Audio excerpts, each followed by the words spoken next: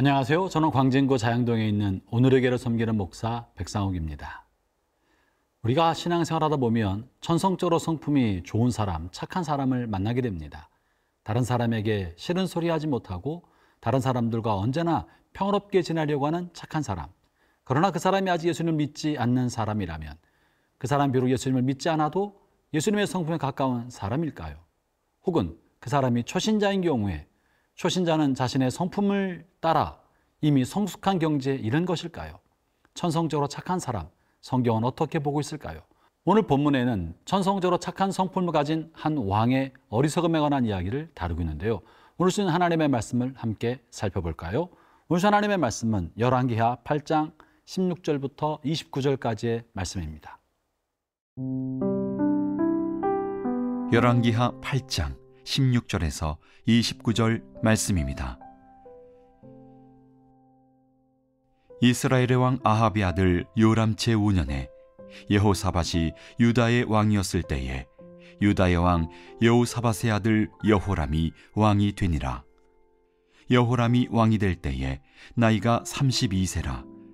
예루살렘에서 8년 동안 통치하니라. 그가 이스라엘 왕들의 길을 가서 아합의 집과 같이 하였으니 이는 아합의 딸이 그의 아내가 되었음이라. 그가 여호와 보시기에 악을 행하였으나 여호와께서 그의 종 다윗을 위하여 유다 멸하기를 즐겨하지 아니하셨으니 이는 그와 그의 자손에게 항상 등불을 주겠다고 말씀하셨음이더라. 여호람 때에 에돔이 유다의 손에서 배반하여 자기 위에 왕을 세운 거로 여호람이 모든 병거를 거느리고 사일로 갔더니 밤에 일어나 자기를 애워싼 에돔 사람과 그 병거의 장관들을 치니 이에 백성이 도망하여 각각 그들의 장막들로 돌아갔더라. 이와 같이 에돔이 유다의 수하에서 배반하였더니 오늘까지 그러하였으며 그때에 림나도 배반하였더라. 여호람의 남은 사적과 그가 행한 모든 일은 유다왕 역대지략에 기록되지 아니하였느냐. 여호람이 그의 조상들과 함께 잠에 그의 조상들과 함께 다윗성에 장사되고 그의 아들 아하시야가 대신하여 왕이 되니라. 이스라엘의 왕 아합의 아들 요람 제12년에 유다왕 여호람의 아들 아하시야가 왕이 되니 아하시야가 왕이 될 때에 나이가 22세라. 예루살렘에서 1년을 통치하니라. 그의 어머니의 이름은 아달랴라. 이스라엘 왕 오므리의 손녀이더라. 아하시야가 아합의 집길로 행하여 아합의 집과 같이 여호와 보시기에 악을 행하였으니 그는 아합의 집의 사위가 되었음이로라.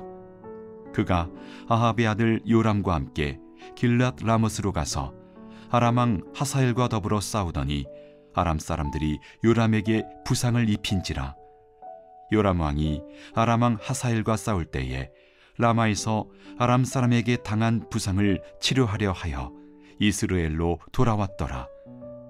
유다의 왕 여호람의 아들 아하시야가 아합의 아들 요람을 보기 위하여 내려갔으니 이는 그에게 병이 생겼음이더라.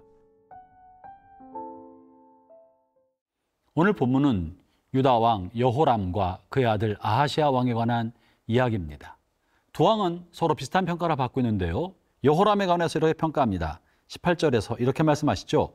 그가 이스라엘 왕들의 길을 가서 아합의 집과 같이 하였으니 이는 아합의 딸이 그의 아내가 되었습니다. 그가 여호와 보시기에 악을 행하였으나. 그리고 아하시야에 관해서는 27절에 이렇게 평가합니다. 아하시야가 아합의 집 길로 행하여 아합의 집과 같이 여호와 보시기에 악을 행하였으니 그는 아합의 집의 사위가 되었음이로라. 지금까지 역대기 상하와 열왕기 상하에서 왕들에 관한 평가를 할 때 여로보암이 그의 악한 왕들의 평가 기준이었습니다. 일반적으로 악한 왕들에 관해서 이렇게 말했죠. 느밧의 아들 여로보암의 길로 행하여 여로보암처럼 살았다라는 것이 왕들이 악을 행했다는 것이었습니다. 이는 여로보암이 북왕국 이스라엘을 갈라서 그들로 하여금 우상숭배하게 하였기 때문에 이스라엘 왕들이 우상숭배에 빠졌을 때 그들을 여로보암의 길로 행하여 라고 말하면서 하나님 보시기에 정직하게 행하지 못했다라고 평가해 왔는데요. 아합 왕이 등장한 다음부터 아합 왕은 여로보암 왕보다 더 악을 행했던 왕입니다. 그는 바알 숭배를 했을 뿐만 아니라 자신의 권력을 이용하여 다른 사람의 재물을 약탈하고 탈취하는 불의를 행했던 사람입니다. 그래서 아합 왕이 등장으로 왕에 관한 악함의 평가의 기준이 달라진 것입니다. 아합 왕이 그 평가의 기준이 되었는데요. 오늘 유다 왕이 두 사람이 바로 아합 왕과 같은 평가를 받고 있는 악한 임금이었고 하나님 보시기에 정직하지 못한 왕이라고 평가받고 있었던 것입니다.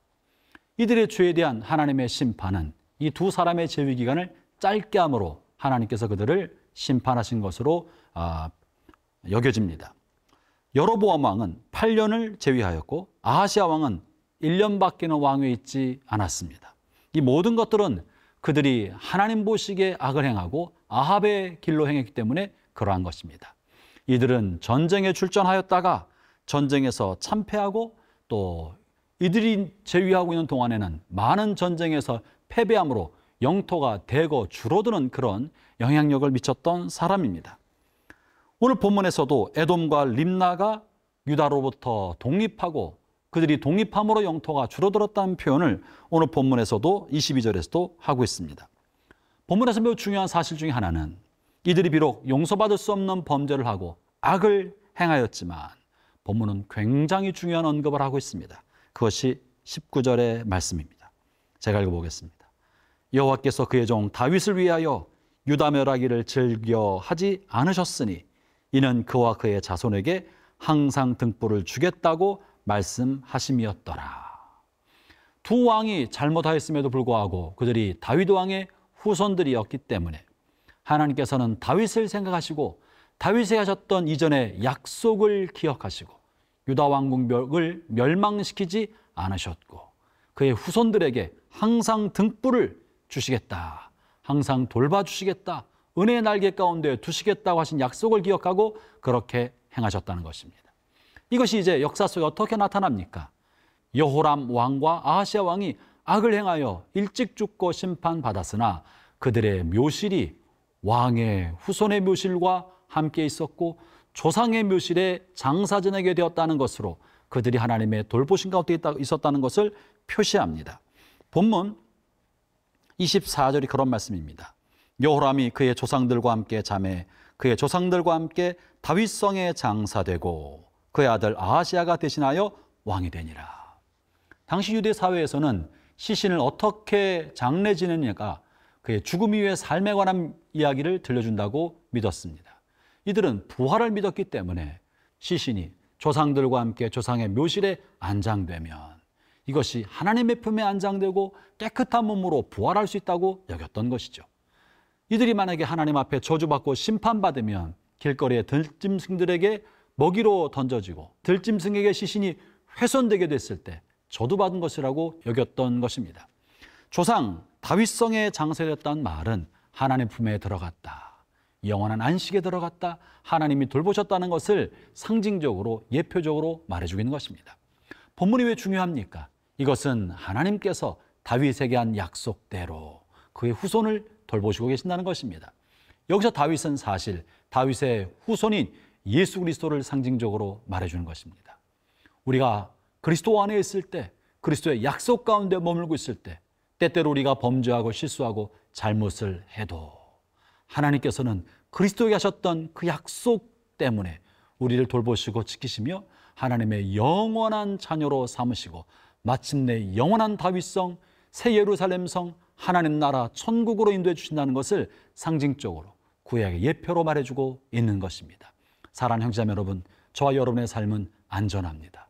우리의 안전과 평안은 우리 구주 예수 그리스도로 말미암아 보장된 것이고 그분의 피로 약속해 주신 구원의 은총 때문에 가능한 것입니다. 오늘도 주님의 은혜를 묵상하고 기억하면서 평안하시기를 바랍니다.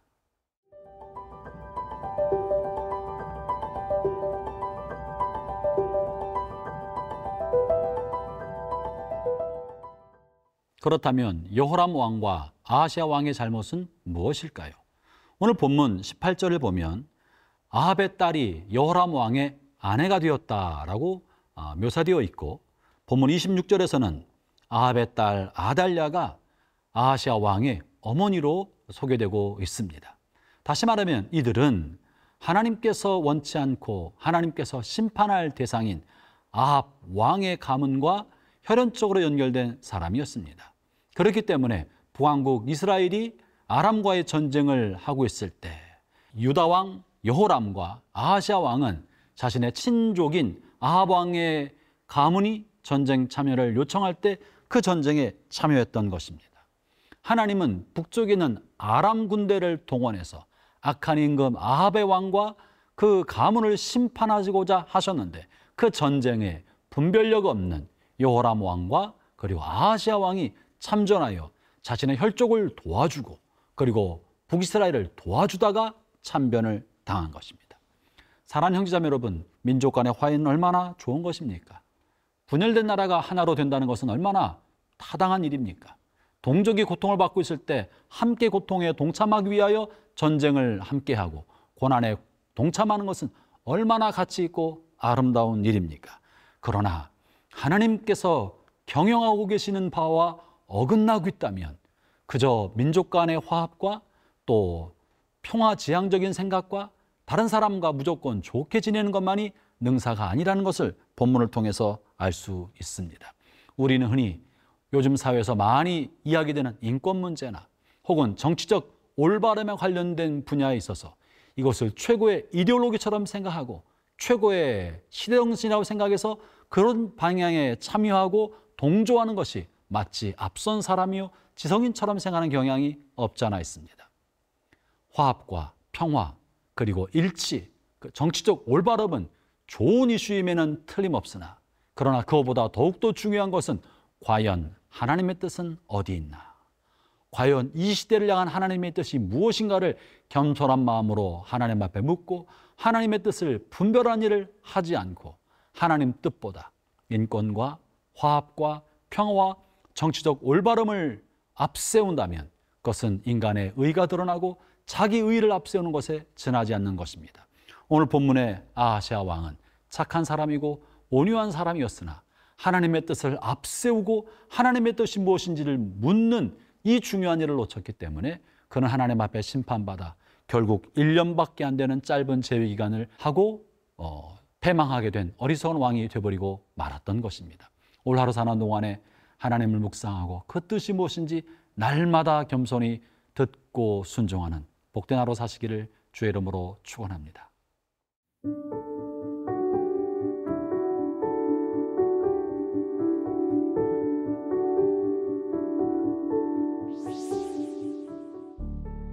하나님 아버지, 우리가 어리석고 미련하여 하나님의 뜻을 잘 알지 못하고 악한 길로 갈 때 주님은 우리를 향한 예수 그리스도와의 언약을 기억하시고 변함없는 사랑으로 우리를 지키시고 여전히 돌보시고 사랑하시는 것을 감사합니다.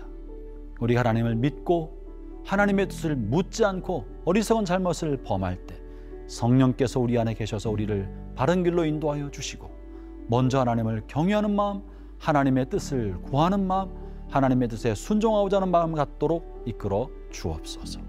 예수님 이름으로 기도합니다. 아멘.